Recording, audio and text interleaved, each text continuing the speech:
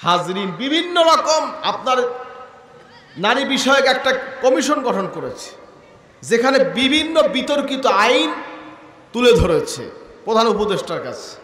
ঘরে ঘরে আওয়াজ তুলতে হবে যে কোরআনের বিরুদ্ধে, সুন্নাহর বিরুদ্ধে কোন আইন এই বাংলার জমিন হতে পারবে না। ঠিক কিনা বলেন? হুঁশিয়ার থাকতে হবে, কারণ এই অধিকার আল্লাহ কাউকে দেয় নাই।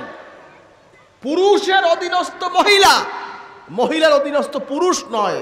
আর রিজালু কাওয়ামুনা আলান নিসা, পুরুষের অধীনস্থ হবে নারীরা। ঠিক কিনা কোন?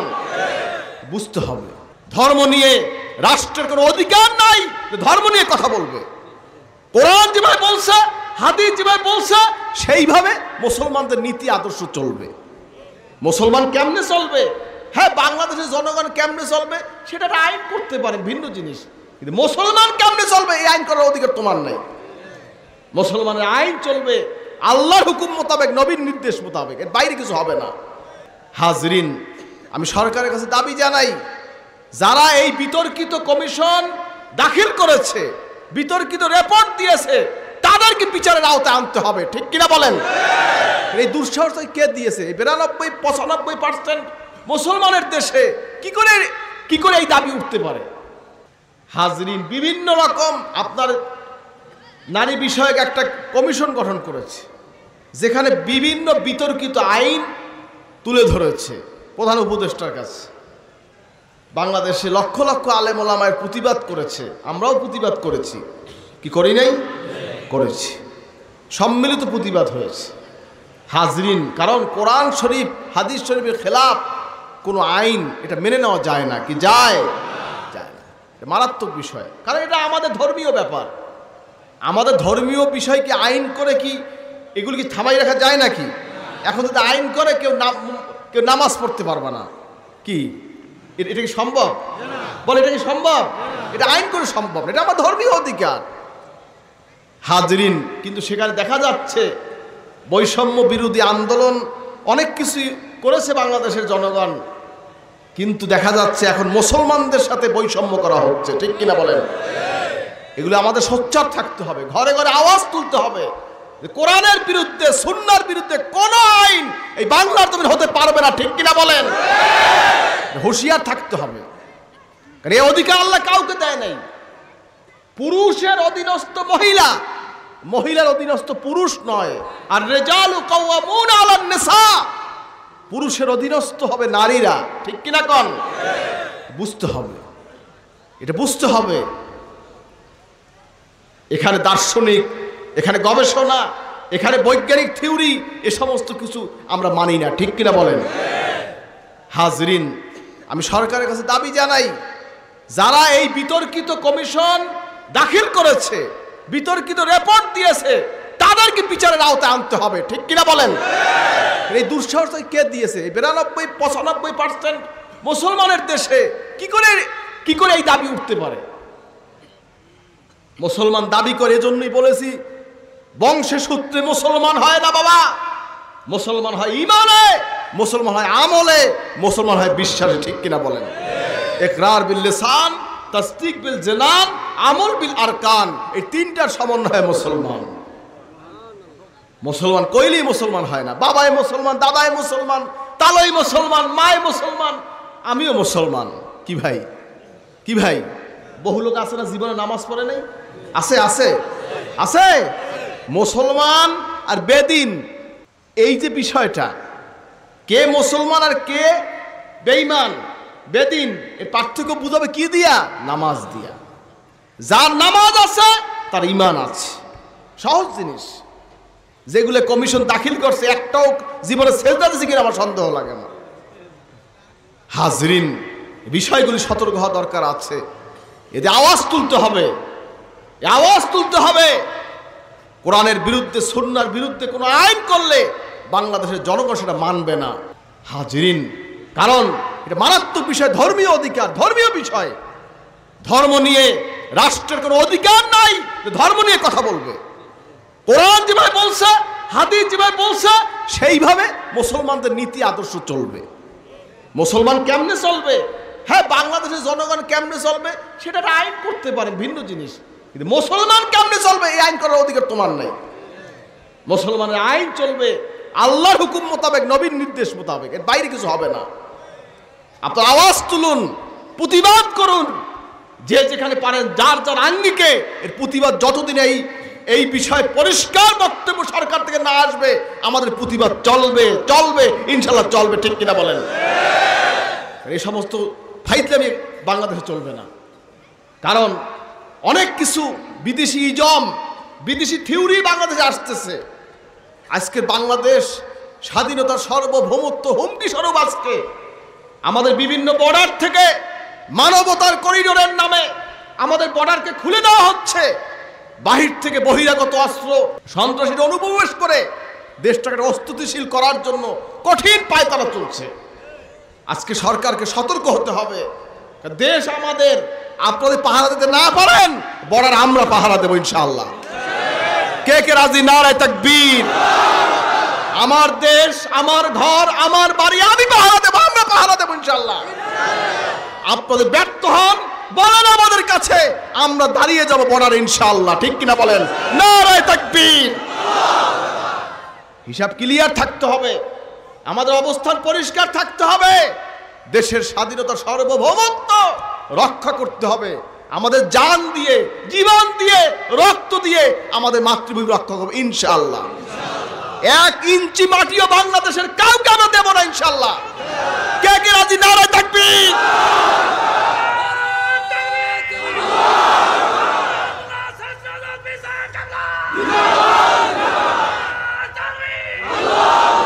কারণ দেশ থাকলে, গিলাস থাকলে দুধও খাওয়া যায়, মধুও খাওয়া যায়। দেশ থাকলে সব হবে। দেশ যদি বিনষ্ট হয়, স্বাধীনতা সার্বভৌমত্ব খর্ব হয়, এ দেশ দিয়ে কোনো কাজ হবে না। আল্লাহ পাক এই দেশটাকে হেফাজত করবো না, আমিন। লক্ষ লক্ষ আউলিয়া কেরামের চোখের পানি বাংলাদেশে রয়েছে। লক্ষ লক্ষ আউলিয়া কেরামের কবর, মাজার এই বাংলাদেশে আছে। আছে কি নাই? এই বাংলাদেশকে কোন অবস্থাতেই বিদেশি কোনো এজেন্ডা বাস্তবায়ন করতে দেব না ইনশাআল্লাহ। আমরা সতর্ক থাকবেন। যখন ডাক আসবে জমিয়তে হিজবুল্লাহর নেতৃত্বে আমরা এই বিভিন্ন বিষয়ের প্রতিবাদ করব, আন্দোলন করে তুলব। ঠিক কিনা বলেন? আপনারা সোচ্চার থাকবেন। এখন আর ঘুমাই থাকার আর সময় নাই। আমার দেশ রক্ষা করতে হবে আগে। স্বাধীনতার সার্বভৌমত্ব রক্ষা করতে হবে। ইসলামী কানুন, মুসলমানদের অধিকার আমাদের আদায় করতে হবে। আজকে দেখেন বন্ধু রাষ্ট্র আমাদের, সেখানেও আজকে ওয়াকফ বিল পাশ করা হচ্ছে। অর্থাৎ আমাদের পূর্বপুরুষরা, মোগল সাম্রাজ্য, তারা বিভিন্ন মসজিদ, মাদ্রাসা, এতিমখানা, লিল্লা বোর্ডিং এগুলো ওয়াকফ স্টেট করেছে। সেই ওয়াকফকে ভেঙ্গে এখন সেগুলো সেখানে ওয়াকফ প্রশাসক বসিয়ে হাজির, সেগুলোকে এখন নিয়ে যাওয়ার পায়তারা চলছে। ভবিষ্যতে বাংলাদেশেও তো এই হামলা আসতে পারে। পারে কি পারে না? পারে কি পারে না? হাজার হাজার মাদ্রাসা, হাজার হাজার মক্তব যাবে কোথায় এগুলো? হাজরিন ভাইরা আমার, এই চিন্তা যেন কেউ না করে। যারা এই ধরনের ষড়যন্ত্র থেকে বাংলাদেশে করে, আমরা সে রুখে দেবো ইনশাআল্লাহ। ঠিক কিনা বলেন? এই বিষয়গুলি ক্লিয়ার থাকবেন, পরিষ্কার থাকবেন। ছাড় দেওয়ার কোনো সুযোগ নাই। কারণ ইসলামের ব্যাপারে, দেশের স্বাধীনতা সার্বভৌমত্বের ব্যাপারে আমরা কাউকে ছাড় দেব না। আল্লাহ পাক আমাদের সকলকে হেফাজত করবো না, আমিন। কারণ অনেক সময় বিষয় আছে, প্রতিবাদ করারও কিন্তু সময় আছে। আছে কি নাই? আছে কি নাই? সময়ের 1 ফুট, অসময়ের 10 ফুট। এখন সময় হয়েছে প্রতিবাদের। এই জন্য আমাদের প্রতিবাদ চালিয়ে যেতে হবে। কারণ আমাদের কাছে কোনো ব্যবস্থা নাই। আমাদের কাছে চোখের পানি আর মুখের জবান। ঠিক কিনা কন? আমরা প্রতিবাদ করব মুখ দিয়ে, আর চোখের পানি ছেড়ে রাতের আধারে আল্লাহর কাছে বলবো, আল্লাহ তুমি এই দেশটাকে রক্ষা করো। বলেন আল্লাহুম্মা আমিন। দোয়া করুন আল্লাহ পাক যেন এই দেশে স্বাধীন একটা সরকার যেন আল্লাহ ব্যবস্থা করে দেয়। নির্বাচিত একটা সরকার যেন আসে, যার মাধ্যমে দেশটা রক্ষা হয়, কওম মিল্লাতের খেদমত হয়। আল্লাহ সেই ব্যবস্থা করে দিন। বলে আল্লাহুম্মা আমিন। আল্লাহ কবুল করবেন, আমিন। কারণ আমরা রাজনীতি করি না। যারা রাষ্ট্র পরিচালনায় থাকবে তাদেরকে আমরা পরামর্শ, দিনের খেদমত করার তালিম দিব আমরা। এটাই আমাদের কাজ। হাজরিন, চেয়ারে বসে রাজনীতি করতে হবে এমন কোনো শর্ত আছে নাকি? কথা কান না, শর্ত আছে নাকি? আমরা চেয়ার ছাড়া রাজনীতি করব, পরামর্শ দিব, এটাও রাজনীতির সামিল হওয়ার অন্তর্ভুক্ত। কারণ এই যে বাংলাদেশে বিভিন্ন আইন হয়েছে, রাষ্ট্রধর্ম ইসলাম, ছুটির দিন শুক্রবার, রেড ক্রসে রেড কিচেন, হাফ প্যান্টের মধ্যে ফুল প্যান্ট, এরপরে আপনার স্কুলে ইসলামিয়াত সব শর্ষিনার দাওয়াত কিন্তু এগুলো হয়েছে আলহামদুলিল্লাহ। সংবিধান বিসমিল্লাহ সব এগুলো শর্ষিনার দাওয়াত হয়েছে আলহামদুলিল্লাহ। মাদ্রাসা শিক্ষকদের এমপিও এই বেতনের ব্যবস্থা সব শর্ষিয়া থেকে হয়েছে আলহামদুলিল্লাহ। আমাদের দাবিতেই এগুলো উপস্থাপন হয়েছে। এই বিষয়গুলি খেয়াল রাখবেন। আল্লাহ পাক আমাদের সকলকে আল্লাহ হেফাজত করবেন, আমিন। মাঝে মাঝে খুব দুশ্চিন্তা হয় কি হবে দেশের পরিস্থিতি। যাই হোক, ইনশাল্লাহ আমার বিশ্বাস, আমার ইয়াকিন, আল্লাহ আমাদের দোয়া আল্লাহ ফেরত দেবে না ইনশাআল্লাহ। আকীদা রাখেন, নিয়াত করে সদকা করেন, মানত করেন, দান করেন, নামাজ পড়েন, রোজা রাখেন, হাজরিন, আল্লাহ দেশটাকে রক্ষা করে। দোয়া করেন, চোখের পানি ফেলেন, কারণ অনেক কষ্টে কিন্তু এই দেশটা আমরা পাইছি।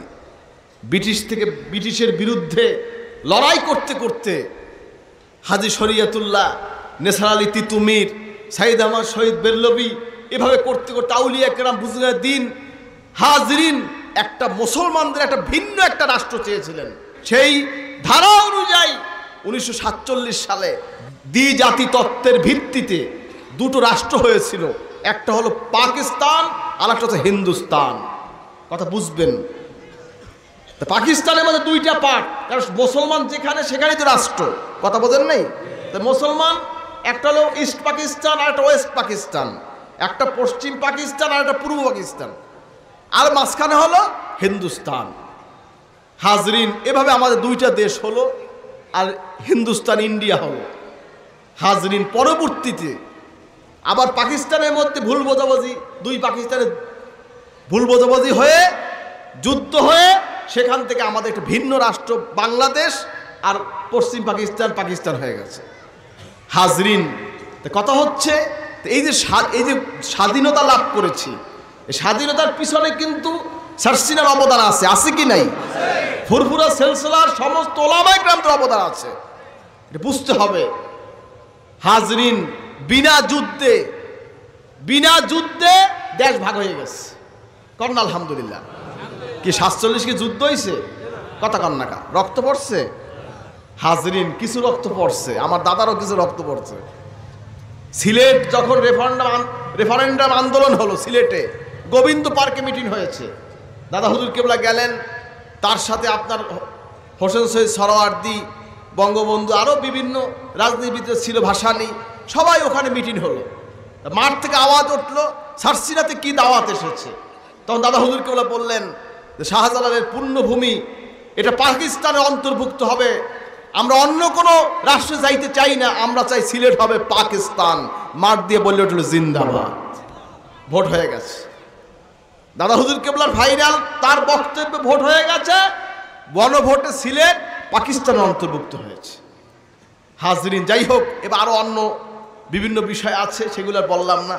তো কথা হচ্ছে এগুলি আমাদের জানতে হবে, ইতিহাস, কিভাবে দেশটা আমরা স্বাধীনতা লাভ করেছি। পরবর্তীতে পাকিস্তান শাসকবর্গ যারা ছিল, আমাদের দেশের রপ্তানি, আমাদের দেশের ইনকাম সব কিছু তারা নিয়ে যেত পশ্চিম পাকিস্তানে।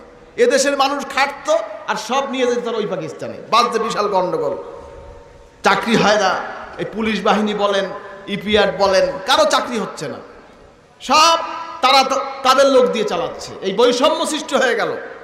পরবর্তীতে এই আপনার বাংলাদেশের মানুষ সব ক্ষোভ সৃষ্টি হয়ে তাদের বিরুদ্ধে ঝাঁপিয়ে পড়েছে। ঝাঁপিয়ে পড়ার কারণে প্রায় 9 মাস যুদ্ধ হয়েছে। বাংলাদেশের মুক্তিযোদ্ধা যারা তা যুদ্ধ করেছেন। হাজরিন, পরবর্তী আমার দাদা হুজুর কেবলা তিনি শর্ষিনায় সর্বপ্রথম এপ্রিল মাসে তিনি স্বাধীনতার ফেলা ঘুরাইছেন, বলেন আলহামদুলিল্লাহ। 5000 টাকা যুদ্ধ ফান্ডে তিনি দান করেছেন। হাজরিন, মুক্তিযুদ্ধের ট্রেনিংয়ের ব্যবস্থা করেছিলেন, এভাবে তিনি খেদমত করেছেন। পরবর্তীতে দেশ স্বাধীন হলো, বিভিন্ন রাষ্ট্রপ্রধানরা আসলো, তাদেরকে দাওয়াত দিয়ে ইসলামী বিভিন্ন কানুন এর মধ্যে অন্তর্ভুক্ত করলেন। এই হলো বাংলাদেশের হিসাব, মনে রাখবেন। এই জন্য অনেক কষ্টে এই দেশটা আমরা পেয়েছি। আল্লাহ দেশটাকে কিয়ামত পর্যন্ত স্বাধীন রাখেন, বলেন আল্লাহুম্মা আমিন। এখন দোয়া করা জরুরি, দোয়া ছাড়া এই দেশটা রক্ষা করা কঠিন হবে। অস্ত্র দিয়া ঝগড়া করিয়া রক্ষা করা সম্ভব হবে না। লাগবে চোখের পানি। কি লাগবে? কথা কানা, কি লাগবে? দোয়া এমন একটা জিনিস, সুবহানাল্লাহ। ওয়াকালা রাব্বুকুম উদউনি আস্তাজিব লাকুম, বলেন না সুবহানাল্লাহ। আল্লাহ বলছেন বান্দা তুমি আমার কাছে চাও আমি তোমাকে দেব, বলেন না সুবহানাল্লাহ। কার কাছে চাবো? কে কে আল্লাহর কাছে চাবেন? নারায়ে তাকবীর। যা চাবো আল্লাহর কাছে চাবো। দোয়া এমন একটা জিনিস যে দোয়ার কারণে অস্ত্র কিন্তু আপনার নষ্ট হয়ে যায়, অস্ত্রের পাওয়ার থাকে না। দাদা হুজুর কেবলাকে গুলি করতে আসছিল একজন, বললেন তো গুলি ফোড়ে না, সুবহানাল্লাহ কইবেন না? গুলি ফোড়ে না, গুলি গলে গুলি ফোড়ে না, সুবহানাল্লাহ কইবেন না? দোয়া এমন একটা জিনিস, ও দোয়ার কাছে সারা পৃথিবীর সব শক্তি শেষ, সুবহানাল্লাহ। হাজরিন ভাইরা আমার, দোয়া হচ্ছে একটা মূল জিনিস। আর দোয়া ও মুখুল ইবাদা, দোয়া হচ্ছে ইবাদতের মূল, বুঝতে হবে। হাজরিন বিষয়টা খেয়াল রাখবেন, কারণ মানুষ দোয়া থেকে দূরে সরে যাচ্ছে, সুন্নাত থেকে দূরে সরে যাচ্ছে, নফল থেকে দূরে সরে যাচ্ছে। নফল ইবাদত নাই, সুন্নাত নাই, আদব নাই, আখলাক নাই, দোয়া নাই, দান নাই, খয়রাত নাই। কি অবস্থা, কি আছে কি নাই, কি হইতেছে কি না? হাজরিন যখন পারেন দান করবেন, যখন পারেন নামাজ পড়বেন, নফল পড়বেন, যখন পারেন দোয়া করবেন, করবেন করবেন। এখন জরুরি দোয়া কি? দেশের জন্য। কিসের জন্য বলেন? কিসের জন্য? কে কে দেশের জন্য দোয়া করবেন? নারায়ে তাকবীর। সব নামাজের মধ্যে আল্লাহ তুমি আমার দেশটাকে হেফাজত করো, যেভাবে স্বাধীন আছে তুমি দেশটা স্বাধীন রাখো, উপযুক্ত একটা ব্যবস্থা করো। রাজি আছেন তো? দোয়া করবেন তো? আল্লাহ কবুল করো, আমিন।